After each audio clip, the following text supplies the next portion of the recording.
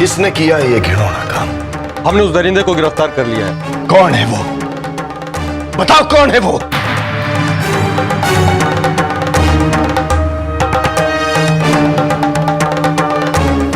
लाखन जोहिया।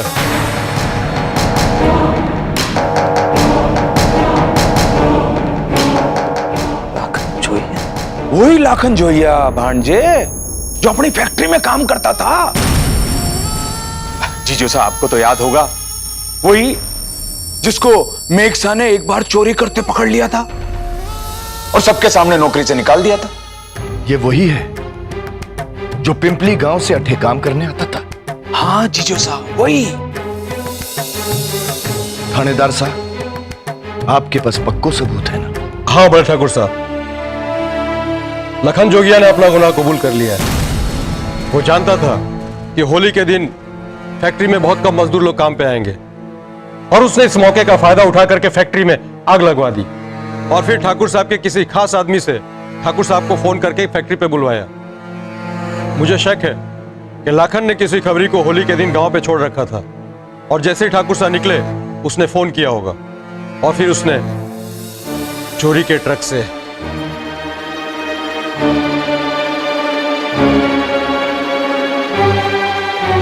अब अगर आपकी इजाजत हो तो ये मामला कोर्ट को सुपुर्द कर दूं।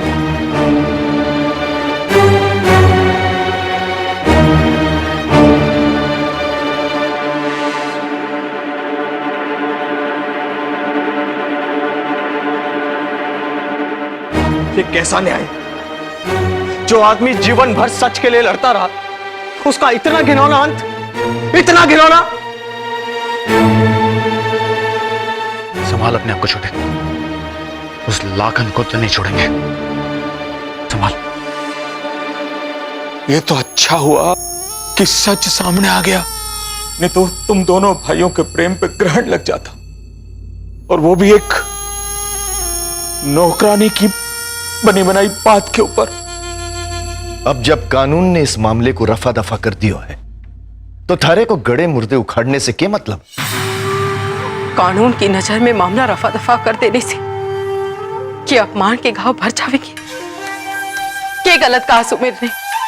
आप सभी लोगों ने एक मामूली सी नौकरानी की बात पर विश्वास करके हमारे दीप पर लांछन लगा दिया, खूनी ठहरा दिया इसे, अपने ही काका सका। अरे ये बेचारा तो रात रात भर सो भी ना पावे, और मैं ना चाहते हुए भी अपनी कोख को कोसने पर मजबूर हो गई। पर हमारे छोरे पर किसी को दया ना आई। क्यों? क्योंकि वो तो है ही बिगड़ा हुआ।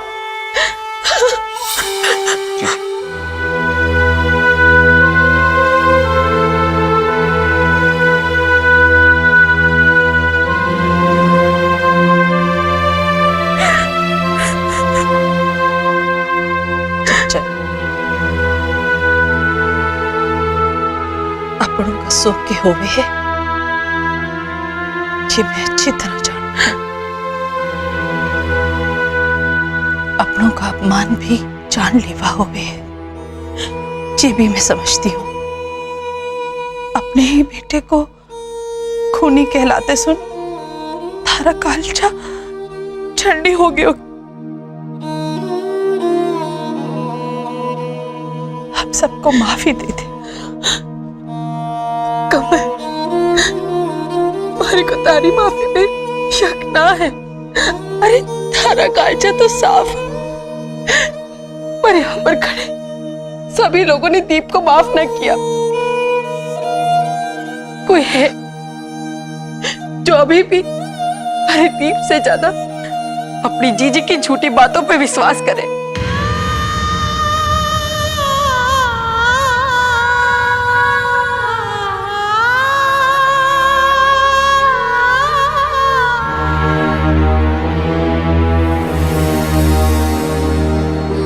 मैंने कहा था ना आपसे कि इतनी जल्दबाजी करने का कोई फायदा नहीं है, लेकिन आप लोग हैं कि मेरी बात मानने को बिल्कुल तैयार नहीं है। हमारे को तो लागे है कि थारे को अपने माँ बाप की बात माननी ना है। तू जाने है ना कि थारा ब्याह उस छोरी के साथ होना कितना जरूरी है? जाने ना तू ये बात? क्या करूं पापा, उसके घर में मौत हुई है उसके पापा की, और ऐसे में मैं जल्दबाजी करके उससे शादी की बात करूं तो क्या सोचेगी वो? अब ठाकुर साहब मारे को तो लागे छोड़ो, ठीक कह रही हो है, इस समय बात करना ठीक ना होवेगा। थारो माथो तो ठीक है, इतनी बाट देखने का समय है थारे पास। मोहित का ब्याह जल्द से जल्द हो जाना चाहिए बस। और ये छोरी राजी ना हो तो थारी सहेली की छोरी, क्या नाम है उसका? वो कोयल? हाँ, उसके घर संदेशा भेजा दो और उससे कहो कि हमें यह रिश्ता मंजूर है। लेकिन मुझे ये रिश्ता मंजूर नहीं है। अब मैं किसी और से शादी नहीं करूंगा। अरे पागल हो गया क्या? उसके खानदान ने तेरी कुंडली वापस भेज दी यो कह के कि छोरा छोरी की कुंडली आपस में ना मिल सके। भूल गए थे? मैं कुंडली उंडली नहीं मानता। मैं सिर्फ मूमल से शादी करूंगा बस।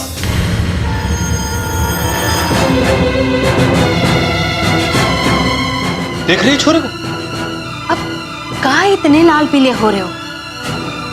मोहित को मूमल से ब्याह करना है और ये बात आपने लिए भी अच्छा है। अब मूमल से ठाकुर भंवर सिंह की भतीजी और स्वर्गीय मेघ सिंह की छोरी। अब हम तो यही चाहे कि भगवान उनकी आत्मा को शांति दे।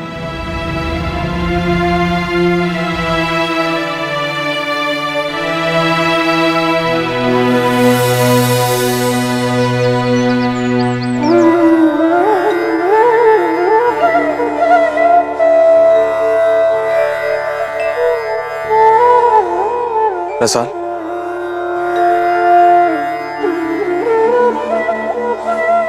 ताई साहब की बात चुप गई क्या? कुछ तो चुप ही है ठाकुर साहब। और यही है कि चाहे कोई कुछ भी कह ले, बारी जीजी झूठ ना बोल सके है। मैंने बारी जीजी पर पूरा भरोसा है।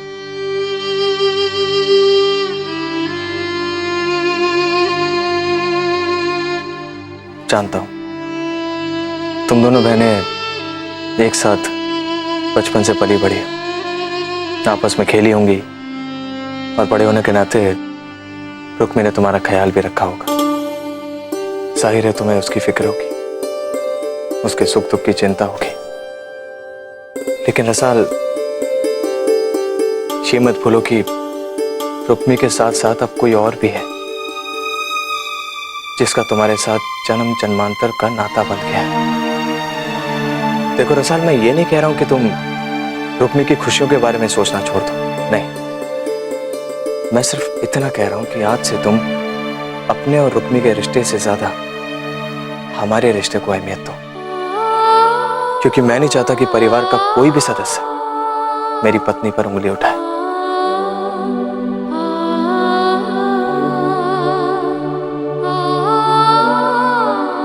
इतना तो कर सकती हो ना मेरे लिए?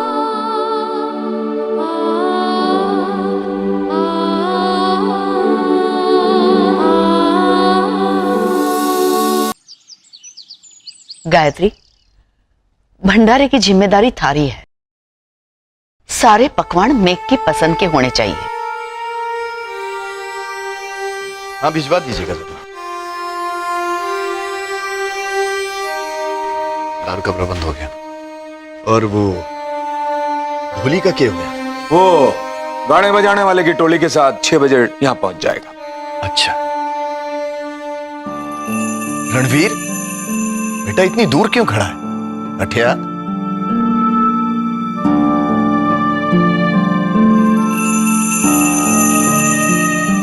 ताया साहब, ये सब क्या है? ये मदिरा, अभी आप मामा साहब से ढोल की बात कर रहे थे, उधर दादी साहब पकवान बनाने की बात कर रही हैं। पापा सबको गुजरे हुए अभी, और ऐसे में ये सब। इसलिए तो सोग भिनाई की रस्म निभानी पड़े है रणवीर, किसी उत्सव की तरह, जहां मरने का सोग भुलाकर जीवन को अपनाने की कोशिश की जावे। दिस इज रिडिकुलस ताया साहब, मैं ये सब कुछ नहीं मानता। आप, मैं, दादी साहब, माँ साहब, मूमल, हम में से कोई भी अभी पापा साहब के मौत के सदमे से बाहर नहीं निकला। और ऐसे में ये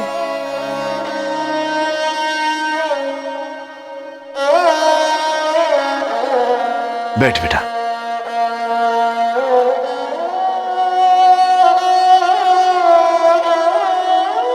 ये रस्म शोक का मजाक उड़ाने वास्ते ना है रणवीर, ये रस्म शोक को मात देने वास्ते है, उसे भुलाने वास्ते है। मेघ की याद तो हमेशा हमारे साथ रहेगी, पर उसके जाने के बाद हम जीना छोड़ दें बेटा? नहीं, ये तो मेघ को भी खुद अच्छा ना लगेगा और ना ही उसकी आत्मा को शांति मिल पाएगी। ये रस्म हम सबको जीने की एक नई आशा देगी और मेघ की आत्मा को शांति। जीवन भगवान की सबसे बड़ी देन है रणवीर, इसलिए इस रस्म की पूजा शुरू करने के वास्ते मरने वाली की अस्थियों को पानी में बहाकर उसी पानी को घर में छिड़का जावे, ताकि मरने वाले का अंश हमेशा घर में जीवित रहे, पर उसका शोक, उसका अपना बेटा पानी में बहाकर उसे मुक्त कर दे। कल थारे को भी मेघ को मुक्ति देनी है, उसकी अस्थियों को पानी में बहाना है और पानी में मिला हुआ उसका अंश थारे को वापस लाना।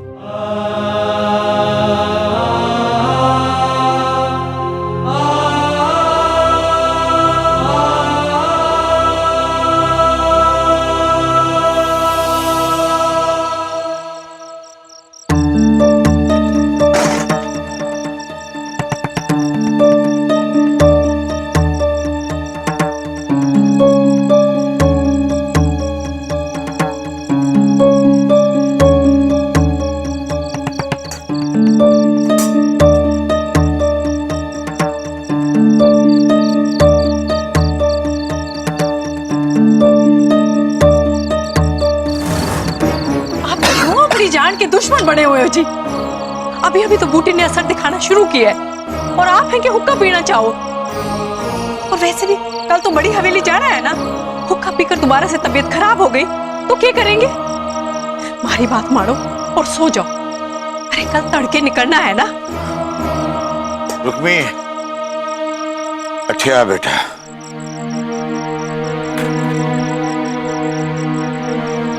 अभी ये बर्तन वर्तन छोड़, तू भी जाकर के सो जा। कल सुबह थारे को हमारे साथ बड़ी हवेली चलना है। रुक्मी क्यों जावेगी? सोग विनाई की रस्म में रुक्मी का क्या काम है?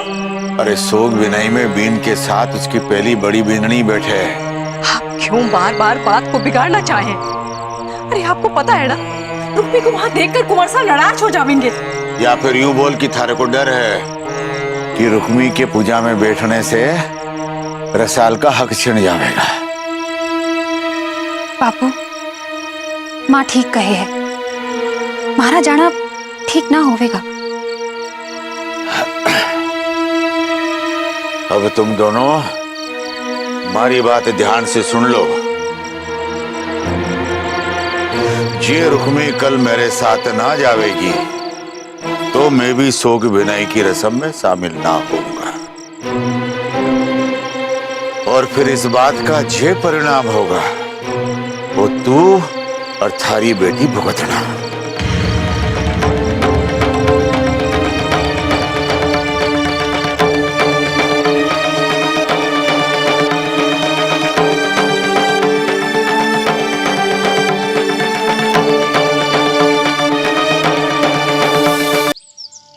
जी धन्यवाद जी।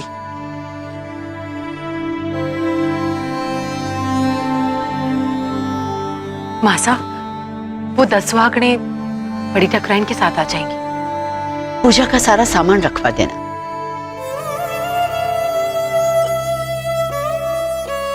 मुमल, अठिया,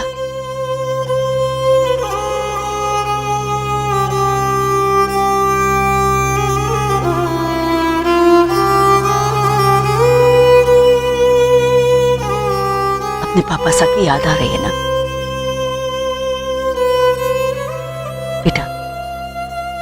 आज के बाद इन आंसुओं को बहने ना देना। अपने पापा साहब को अपने मन में सजा के रखना। जा बेटा, पद्मा को बुला ले, उसे कहना तैयार होके जल्दी से आ जाए। रणवीर और रसाल आते ही होंगे, उनके पैर धोने होंगे। दादी साहब, मैं भंडारी होकर आती हूँ। रुक बीन, तू अठे रुक। मोमन, तू चली जा।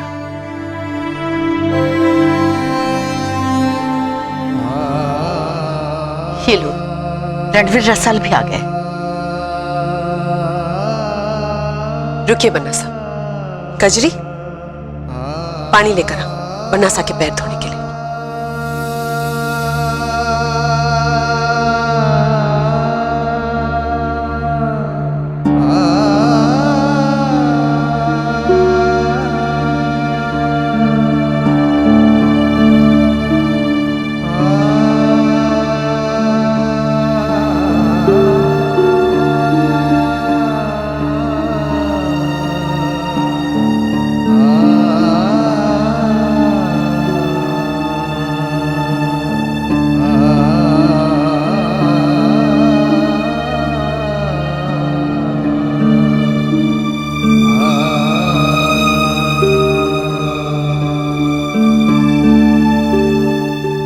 मासा,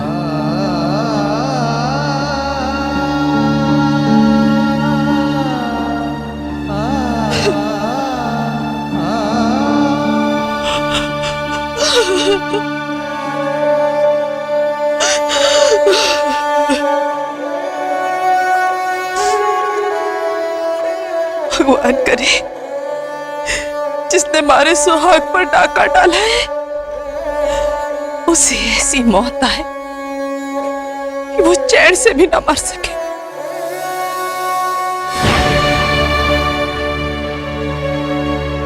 तुम दोनों जाके पूजा की तैयारी करो, पंडित जी आते ही होंगे। जी।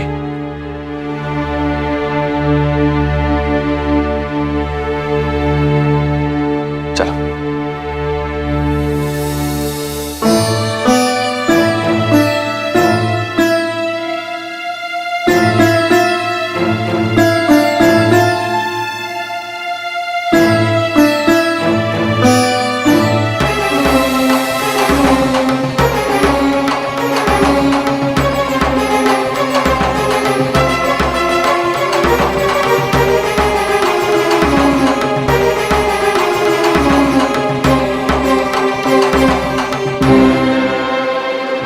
ये अठे क्यों आई है?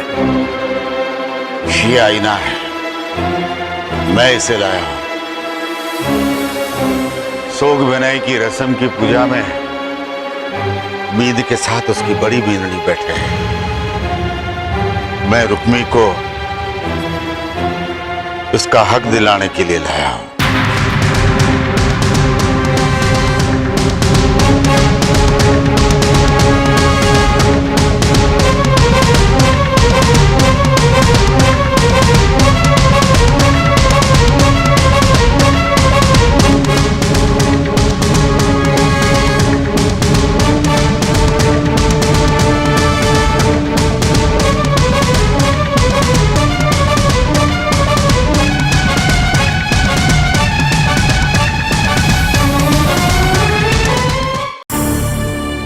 मदन सिंह,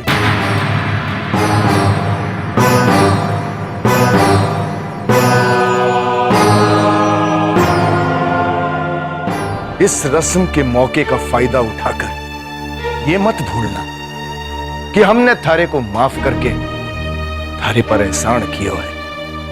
हम अपने वचन के अनुसार थारी दूसरी छोरी रसाल को इस घर की बींदनी का दर्जा दे रहे हैं। इस बात के लिए हमारा आभारी होने के बजाय तुम रुक्मणी को पूजा में रणवीर के साथ बिठाने की मांग कर रहे हो। आज सोग विनय के दिन हम विधि का लेख स्वीकार करके अपने सगे भाई को भूलकर नए सिरे से जिंदगी की शुरुआत करने जा रहे थे और तुमने हमें फिर अतीत में लाकर खड़ा कर दिया।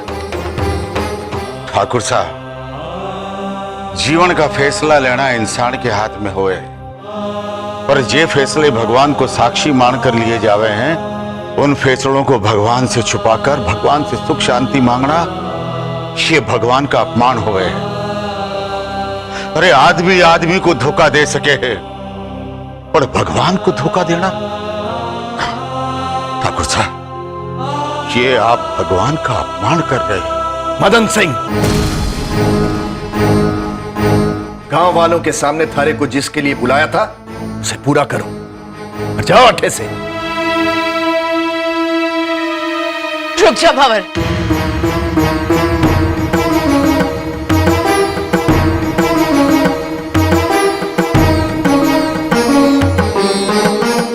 मदन सिंह ने जो कहा वो सही है। शोक भिनाई की रस्म के वास्ते हमें मदन सिंह की बात माननी होगी। पारिवारिक नजरिए से मैं भी रुक्मी को यह दर्जा देना ना चाहूं, पर धार्मिक कार्य के अनुसार जब तक पहली पत्नी जीवित है तब तक उससे यह हक नहीं छीना जा सकता। लेकिन मासा, हम गांव वालों से क्या कहेंगे जिन्होंने रसाल को रणवीर की बींदनी के रूप में देखा है? एक उपाय है, शोक भिड़ाई की पूजा में रणवीर के साथ रुक्मी को बिठाओ, जिसमें सिर्फ हम लोग होंगे और बाकी सारी रस्में गांव वालों के सामने रसाल निभावेगी। मासा, ये कैसे संभव हो सके? बिल्कुल उसी तरह संभव हो सके हैं भंवर, जिस तरह गांव वालों के सामने मुंह दिखाए में रसाल को दिखाओ और मारे सामने रुक्मी को ले आयो।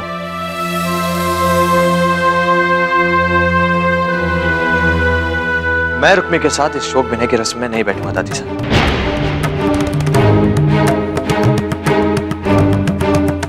रणवीर, जब पूजा में बैठना है तो रुक्मी के साथ ही बैठना होगा, क्योंकि विधि के अनुसार वो थारी पहली पत्नी है। नहीं दादी साहब,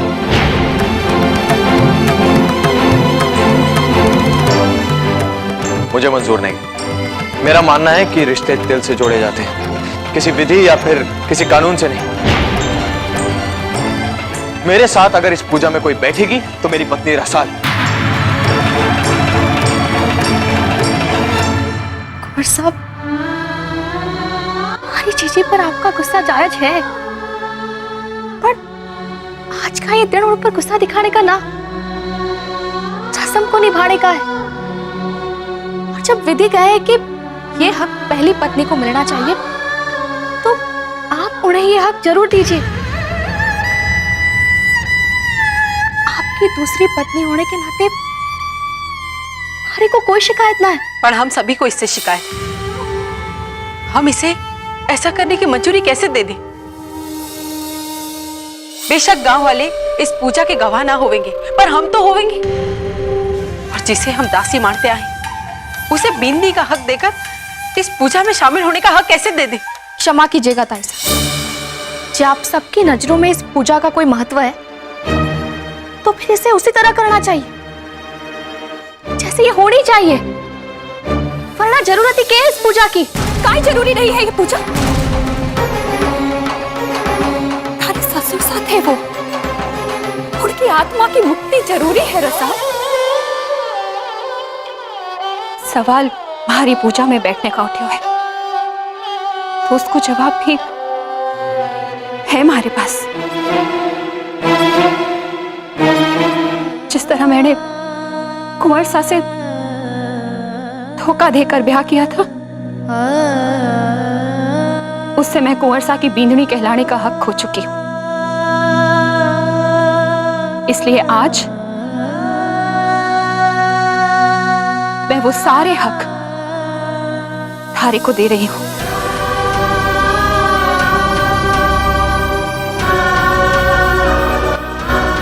रुक्मी बेटा, बापू, आप जिस रस्म वास्ते अठे आए हो उसे निभाओ। पूजा के बाद पगड़ी की रस्म वास्ते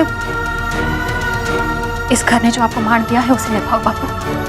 जी जी।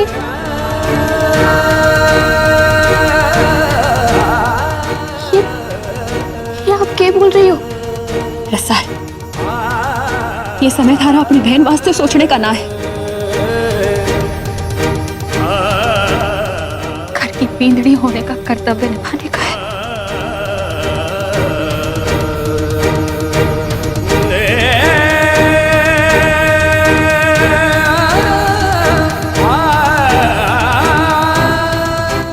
बस बस, बंद करो अपना ये महान बनने का नाटक और जाओ यहां से।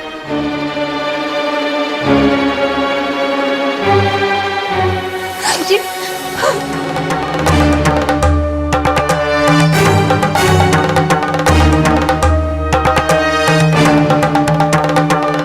अब किसी को कुछ सोचने की जरूरत ना है, सब जाके पूजा की तैयारी करो।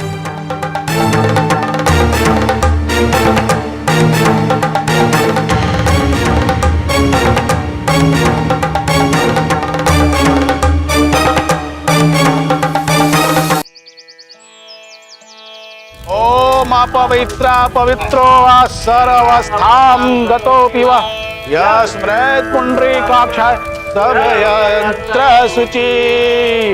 ओम स्वस्ति न इंद्रो वृद्धशर्वा स्वस्ति न पूषा विश्ववेद स्वस्ति नक्षत्रियो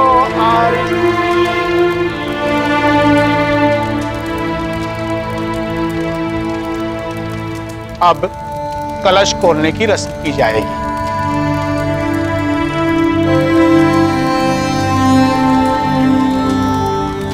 कलश खोलने की रस्म का मतलब यह हुआ कि दिवंगत के वारिश और उसकी धर्मपत्नी कलश को थाम करके पूजा करती। ओम दहु शांति अंतरिक्ष शांति पृथ्वी शांतिरापः शांति हो सदया शांति वनस्पतया शांति विश्वे देवा शांति ब्रह्मा शांति सर्वः शांति शांति रेति। अब आपकी अर्धांगिनी इस कलश को उठाएगी और आप भी अपना हाथ इस कलश को लगाए रहना।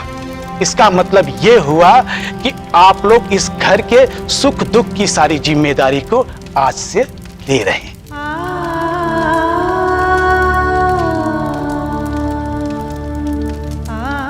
कुंवर साहब, कम से कम जीजी को कलश तो छू लेने दो। चुप रहो और कलश उठाओ। अब आप भी इस कलश को हाथ लगाइए और मेरे मंत्र उच्चारण के दौरान आप ये संकल्प लें कि छोटे ठाकुर सा के धरोहर और वंश को आप दोनों आगे बढ़ाएंगे।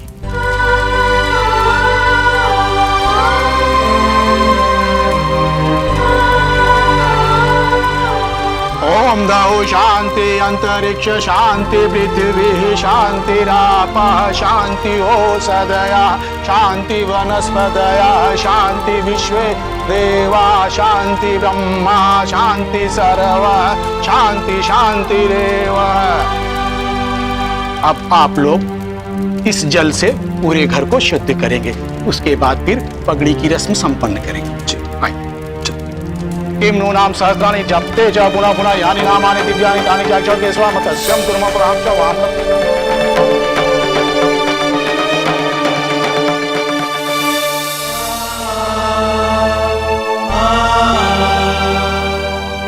रणवीर, आज के इस कुलतारण के कार्य से तुम वंश के कुलपति कहलाओगे, वंश के मुखिया कहलाओगे। आज तक थारे वंश की अच्छाई का फैसला थारे स्वर्गीय पिता मेघ सिंह किया करते थे, लेकिन आज के बाद वो पगड़ी तुम अपने सर पर पहनोगे और वंश की अच्छाई का फैसला करने का अधिकार अब तुम्हारे हाथों में है। आज से समाज थारे को कुंवर रणवीर सिंह नहीं बल्कि ठाकुर रणवीर सिंह के नाम से संबोधित करेगा।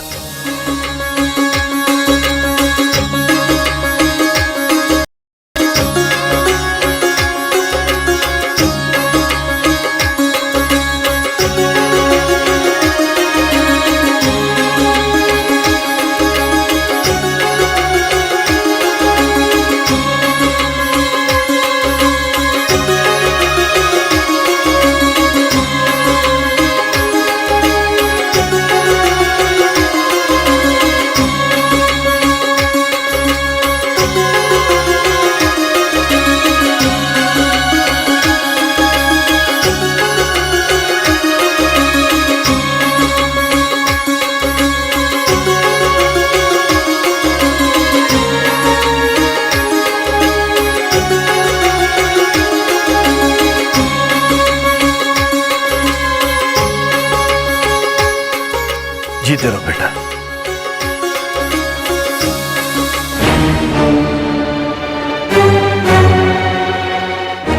ये क्या कर रही है यहाँ?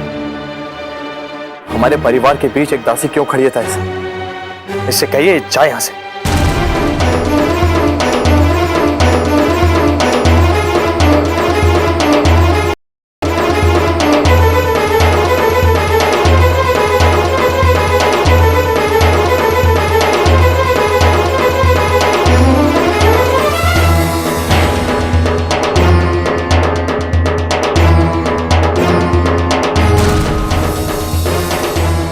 ठाकुर रणवीर सिंह जी, अब आप अपने स्वर्गीय पिता मेघ सिंह से आशीर्वाद ले लें।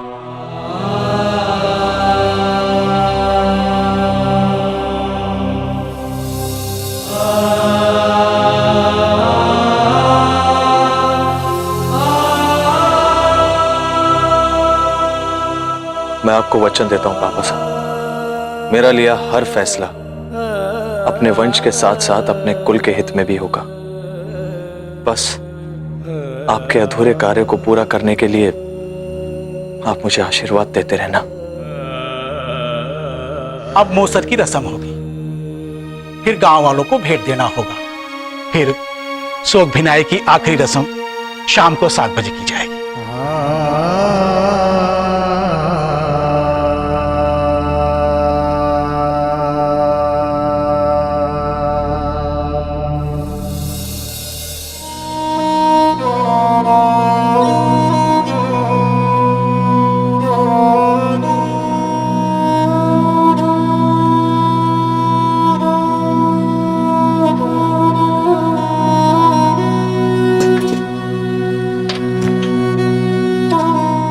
लाइए ठकराई, मैं परोसूं।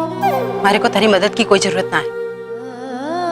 माफ करना ठकराई, और हमारे को ये कर्तव्य तो निभाने दो। जो सहनशीलता और बलिदान की देवी हमारे सामने तो मती बनाकर बटे भंडारे में झूठे बर्तन भी तो पड़े थे।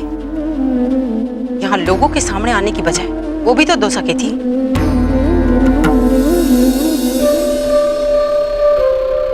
अरे ओ महारानी, यहाँ लोग तारे ब्याह में ना आए, मौसर का भोज करने आए। इन्हें हलवा अभी परोसेगी या रात के वक्त? चल लेकर आ।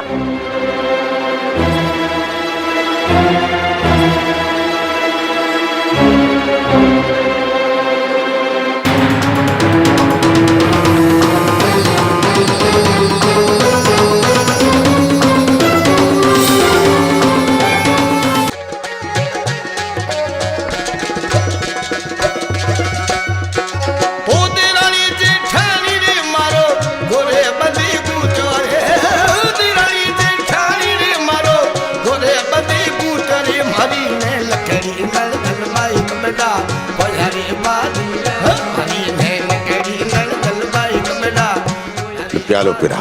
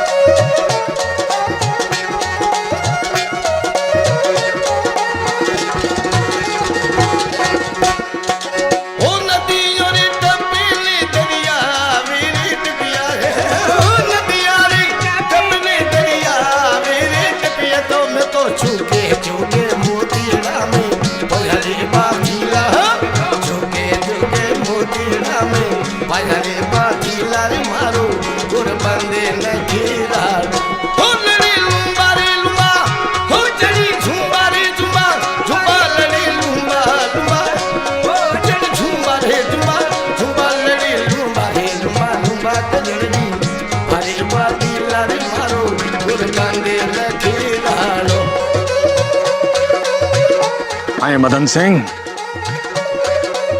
हमारा रुपया हमें ही वापस लौटा रहे हो। मैं ठाकुर साहब का बड़ा आभारी हूं। ये शोक भिनाई के मौके पर हमारा फर्ज भी है और ससुर होने के नाते रस्म भी यही है। मदन सिंह, थारा में थोड़ी सी भी लाज शर्म होती ना तो अट्ठे नहीं आता।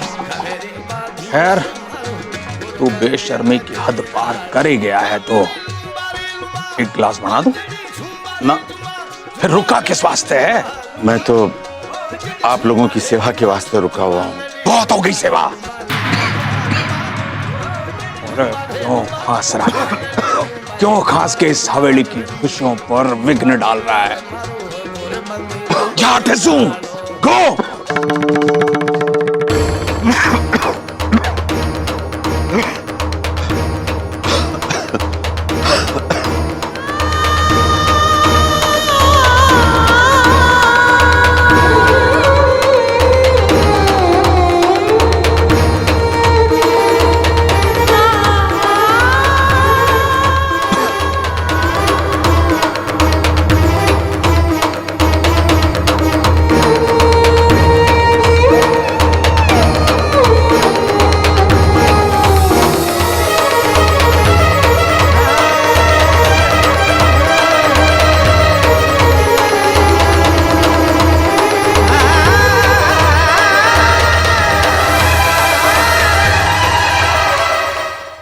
को ना तो हमारे बापू की इज्जत है ना हमारी जीजी की। आखिर क्या गलती की है हमारे बापू ने? रस्म को इतने मन से निभाई, फिर भी ऐसा दुर्व्यवहार। हरी को रोकना होगा बापू ने।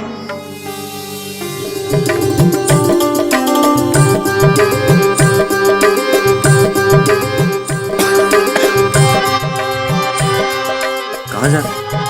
तुम्हारी तबीयत ठीक है?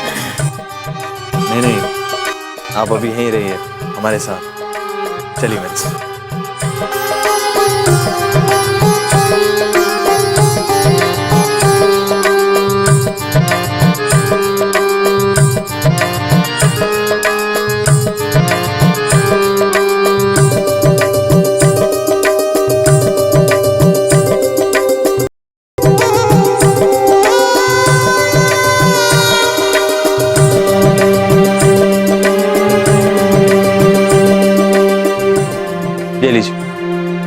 ना ठाकुर साहब ना, मनवार का प्यारा लेकर मेरा मान नहीं बढ़ाएंगे?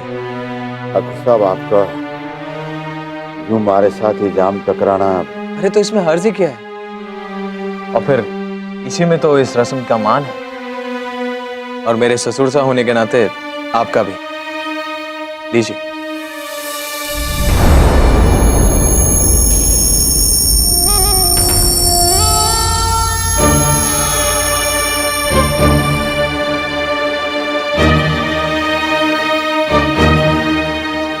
चलिए टकराइए जा, ताकि इसकी आवाज हमारी रिश्तेदारी बनकर इस हवेली में गूंज उठे। ये लीजिए। जय माता दी। जय माता दी।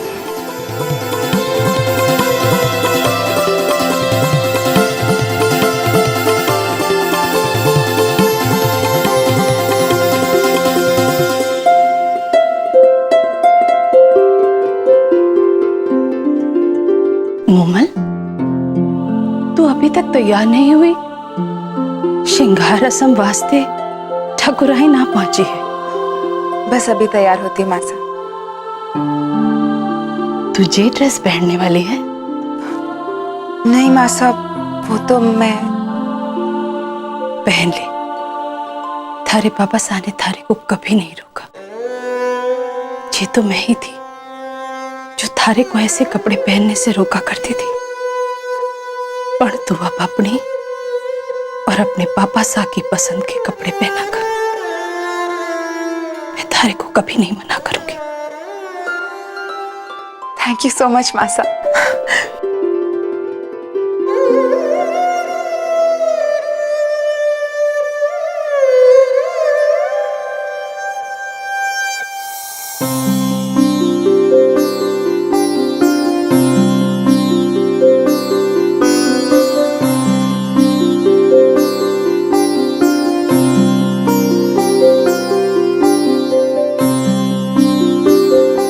अरे बिंदनी, कटे थी तू? हार श्रृंगार की रस्म शुरू करने वास्ते थारी बाट जो रहे थे। बड़ी ठकुराइन, हार श्रृंगार की रस्म शुरू करें। छोटी विंदनी, आज थारा श्रृंगार ऐसा करूंगी कि थारा विंद कभी किसी स्त्री को देखोगे को नहीं। बैठिए बड़ी ठकुराइन, पहले आपका श्रृंगार करूंगी।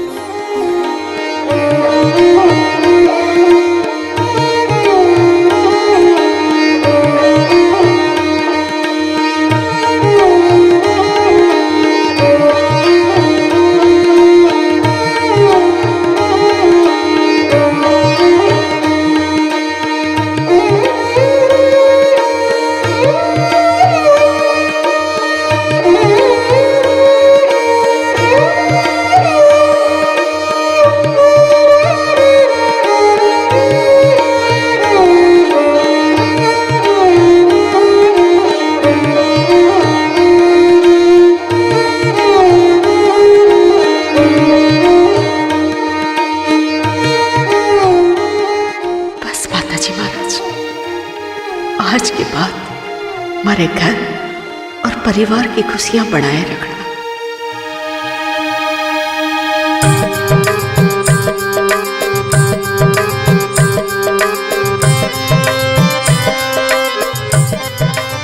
ठाकुर साहब, आपका ग्लास खाली हो गया। अरे लेकिन आप क्यों कर रहे हैं?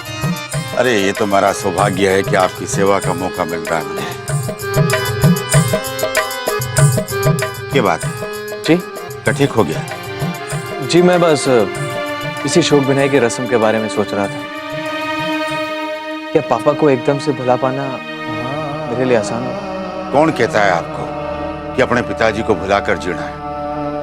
बल्कि उनके द्वारा किए गए कार्य, उनके अधूरे सपने पूरे करने के लिए आपको उन्हें हमेशा याद रखना है।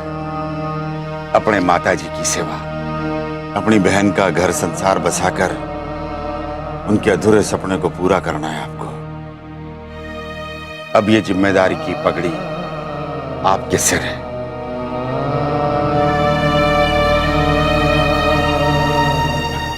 क्या बात है ठाकुर साहब? जी बस ऐसे ही आपको देख रहा था, अच्छा लगा आपकी बात सुन के। वैसे सुमेर मामा साहब से क्या कह रहे थे कि आप अचानक उठ के जा रहे थे? ना ना, सुमेर साहब से हमारी कोई बात ना हुई। बात छुपा रहे हैं? खैर, मुझे अंदाजा है कि मामा साहब ने आपसे क्या कहा होगा।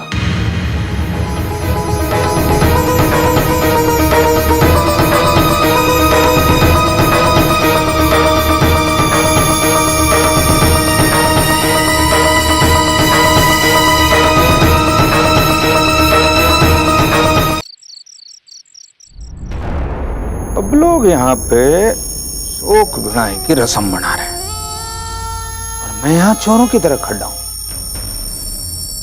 कहीं रणवीर को एहसास तो नहीं हो गया कि हमारे मन में कुछ चल रहा है? सुमेर सिंह बेकार में परेशान होता है। अगर रणवीर मदन सिंह को शराब पिलाना चाहता है तो हमारी बला से मैं भी दीप के साथ जाके एक पैग लगाता हूं। Let's go.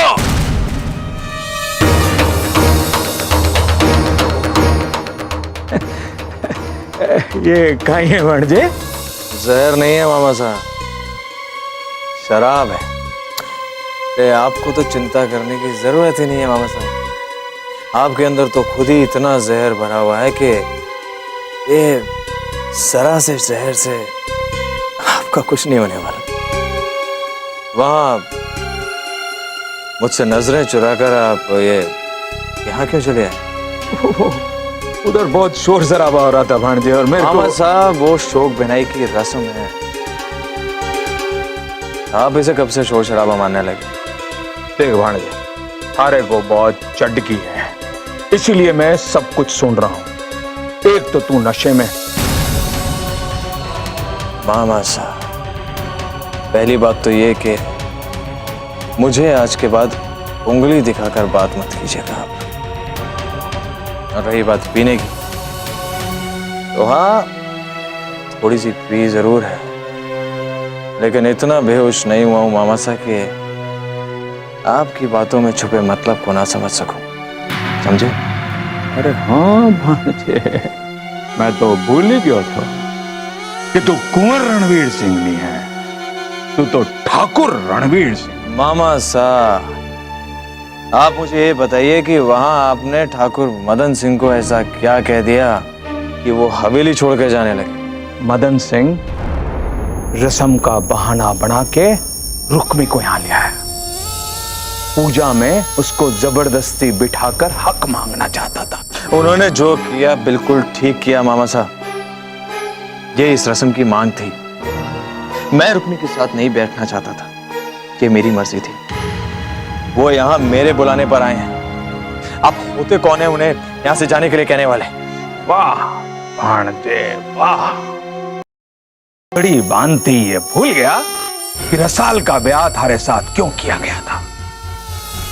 रुक्मी को थारे पल्ले बांधकर बेईमानी की थी। तब भी तू चाहे कि मैं मदन सिंह के साथ आदरपूर्वक बात करूं। भाणजे, रात काफी हो गई है, तू जा और जाके सो जा, कल सुबह बात करेंगे। जा।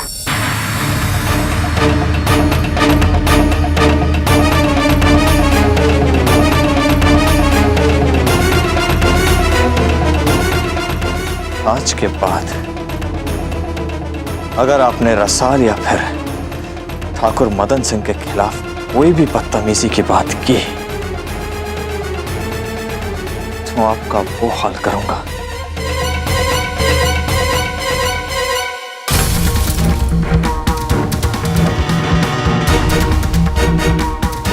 जो इस गिलास का हुआ है।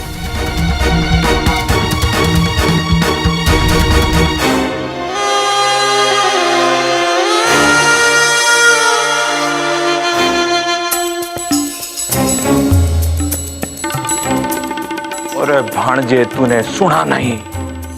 रणवीर के बोल के गया मुझे। सब सुन लिया मैंने मामा, लेकिन आप घबराओ मत, मैं इसका कोई ना कोई हल तो निकाल लूंगा। फिलहाल अपने गले को ठंडक पहुंचा लो। लो। हाँ भाणजे, इनकी मुझे जरूरत है।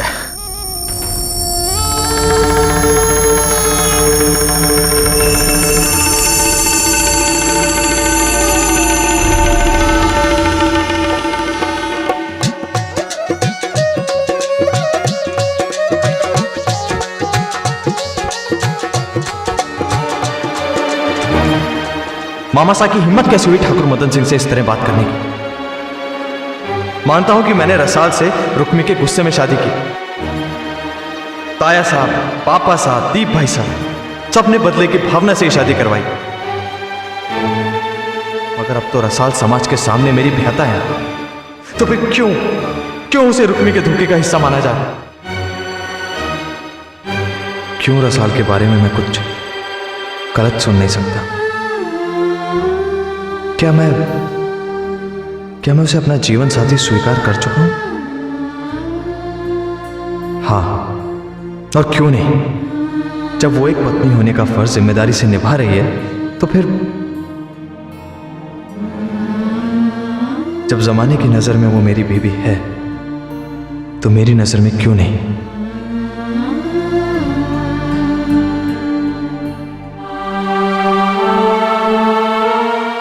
लगता है कि रणवीर अपने पिता की याद को भुला नहीं पाया है। उम्मीद करूं कि ये रस्म खत्म होने तक वो अपने आप को संभाल लेगा।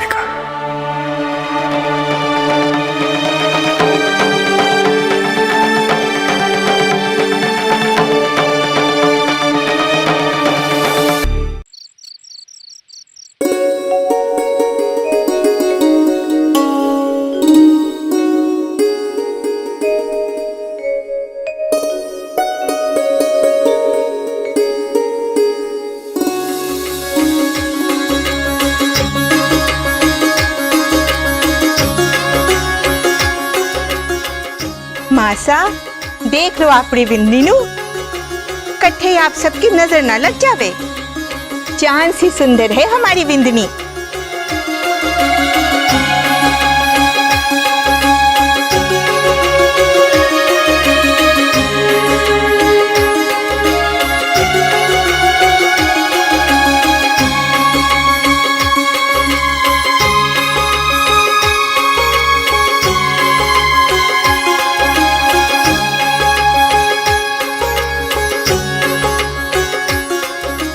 भाई साहब, दादी साहब देखिए, भाई साहब कब से छुप कर देखे जा रहे हैं। अरे नहीं, छुपके कहाँ, मैं सामने तो खड़ा हूँ। तो अब पधारो छोटे ठाकुर सा, अपनी विंदनी की नजर उतारो और हमें नेक दो। नहीं नहीं, मैं तो बस ऐसे ही आ गया था। मैं चाह रहा हूँ। भाई साहब, आज आप नेक दिए बिना नहीं भाग सकते।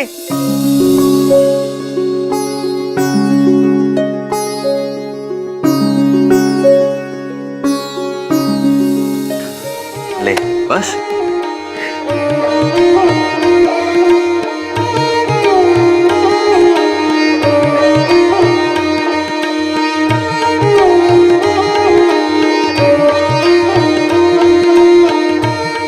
बहुत कम में छुटकारा पा गए ठाकुर सा, पर कोई बात नहीं, अपनी बिंदनी को ऐसे ही संभाल के रखना। इसके चेहरे पर कभी कोई दुख की लकीर ना आन पावे।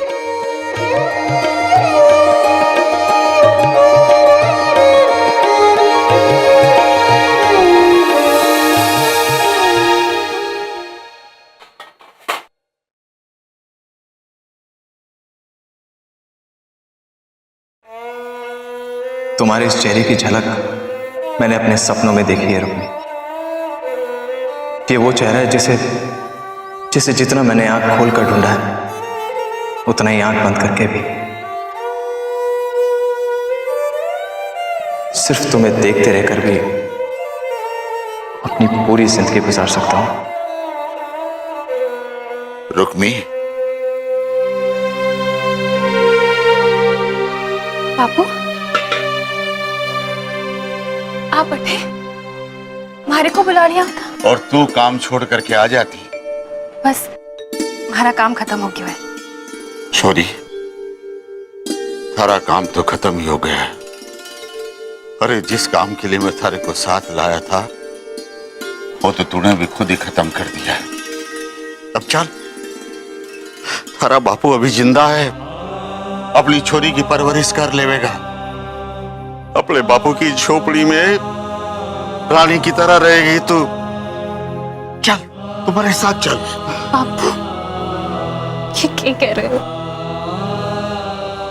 आपके साथ चलकर आप ही का सर नीचा होते कैसे देख सकूं बापू?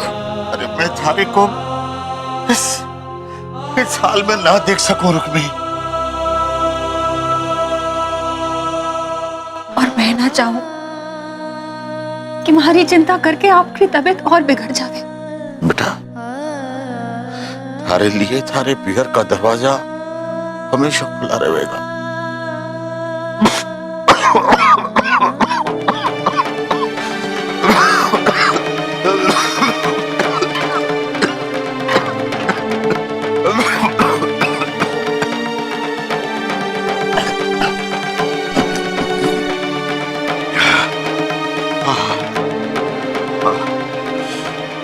हमारे को एक वचन दे के जाओगे बापू?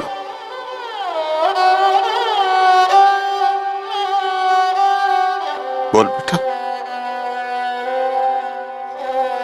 हुक्का मत पीना।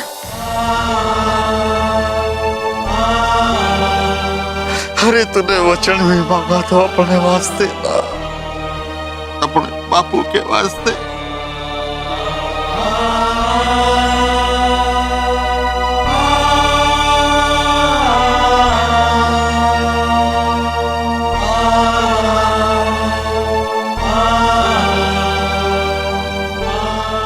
मैं अपने देवता समान बापू को किस जन्म की सजा दे रही हूं? हे कान्हा था, हमारे बापू, माँ, खीसू सबका ख्याल रखना।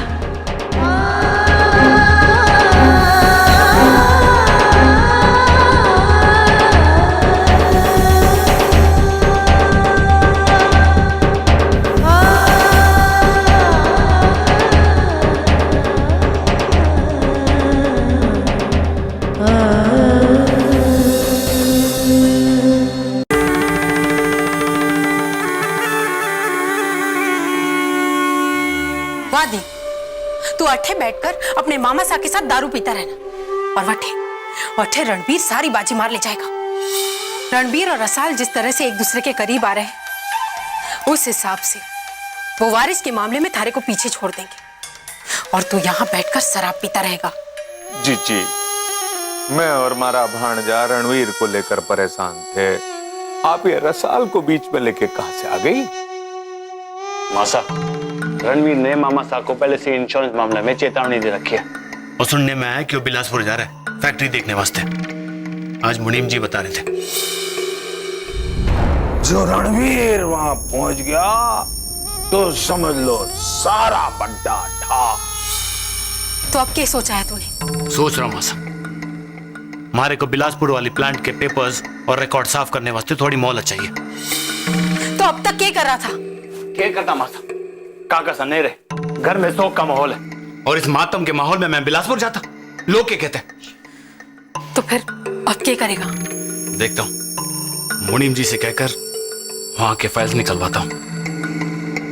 उस पर कैसे विश्वास करेगा? हो सकता है थारे से पहले रणवीर ने उसे अपने साथ मिला लिया हो। अरे भाणजे, जहर से जहर का इलाज होता है और कांटे से कांटा निकाला जाता है। जी, अब ये सारा खेल आपके हाथ में है। समझ लो आप इस खेल के कप्तान हो। मुद्दे की बात करो मामा साहब। भाणजे, जीजी बोली ना कि रणवीर और रसाल एक दूसरे के करीब आ रहे हैं, उनको और करीब लाओ, एक दूसरे में खो जाने दो। बस फिर मौका देखकर यहां से कहीं बाहर भिजवा दो, किसी और शहर में। वो वहां एक दूसरे के करीब आ रहे होंगे और इधर दीप और मैं जीजोसा की रजामंदी से बिलासपुर वाले कागज इधर उधर कर देंगे। वाह मामा साहब, क्या दूर की घोड़ी लायो। भाणजे, मामा षड्यंत्री, मामा तिकड़मी ऐसे ही नहीं बढ़ाओ। बस जीजी, आप तो गरम गरम लोहे पे मार दो थोड़ा।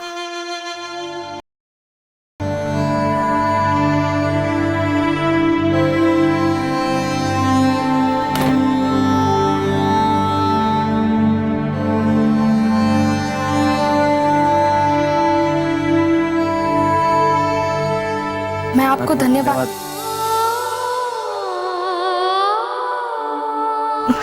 ठाकुर साहब, आप मारे को किस वास्ते धन्यवाद कह रहे हैं? मैंने ऐसा किया ही क्या है?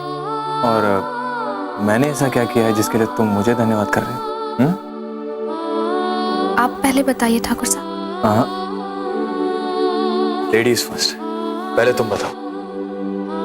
ठाकुर साहब, आपने हमारे बापू को दुखी होकर जाने से रोक लिया और सोग पिनाई की रस्म में उनको अपने साथ रखा, उनके प्याले का मान रखा आपने। ठाकुर साहब, अपने बापू को आपसे मान सम्मान पाता देख कैसे मैं आपका धन्यवाद ना करती। अच्छा, छुप छुप के बातें सुनी जा रही थी। तुम्हें मालूम है ना कि हमारे घर की औरतों को ऐसे माहौल में आने की पाबंदी है? पाबंदी तो श्रृंगार की रस्म में आपके आने पर भी थी।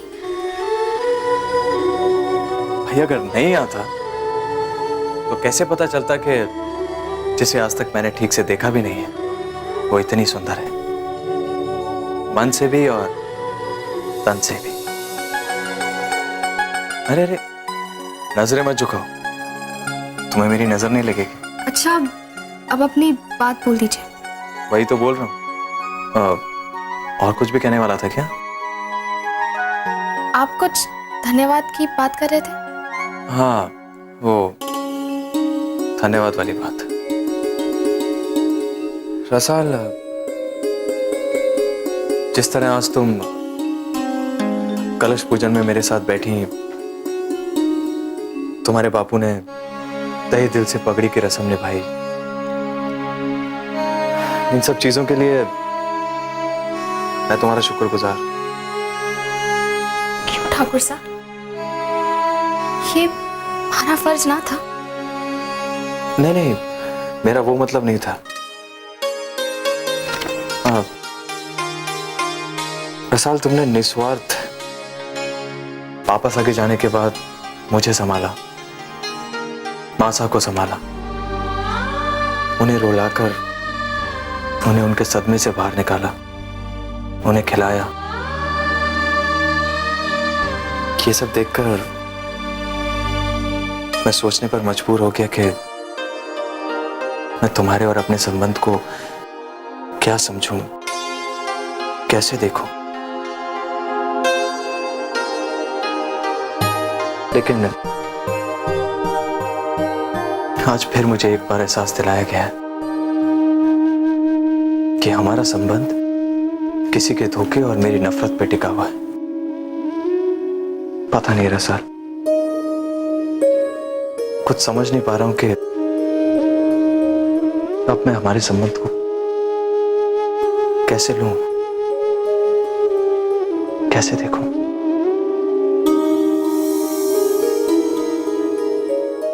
ठाकुर साहब,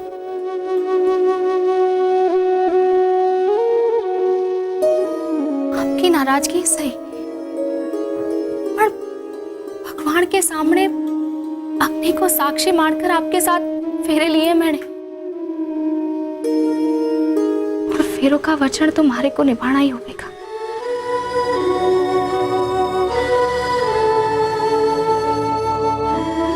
इसलिए तो मैंने कहा था, तुम जितनी सुंदर बाहर से दिखती हो उससे ज्यादा सुंदर अंदर से हो।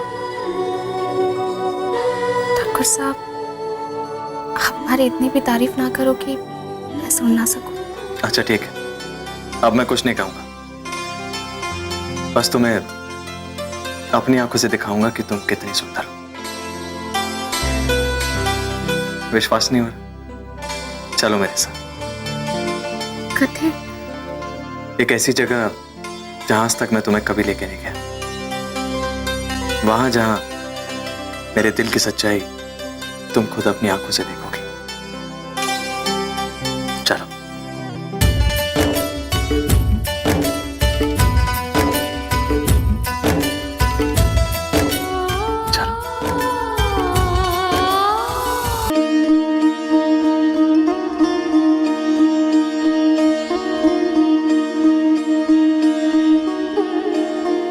तुम यहीं रुको।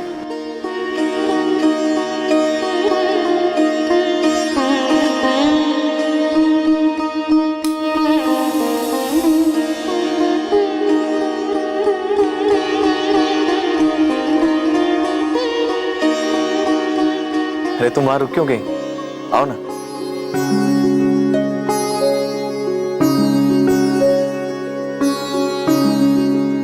ये वो जगह है रसाल, जहां मैं अपनी कल्पनाओं को कैनवस पर उतारा करता था, और यहीं तुम मेरे विचारों को महसूस कर पाओगे। अच्छा, तो आप 8 तस्वीरें बनाते हो? हाँ, और ये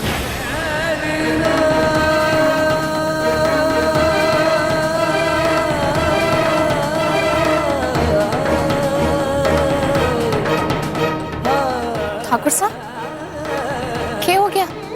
रसाल, वो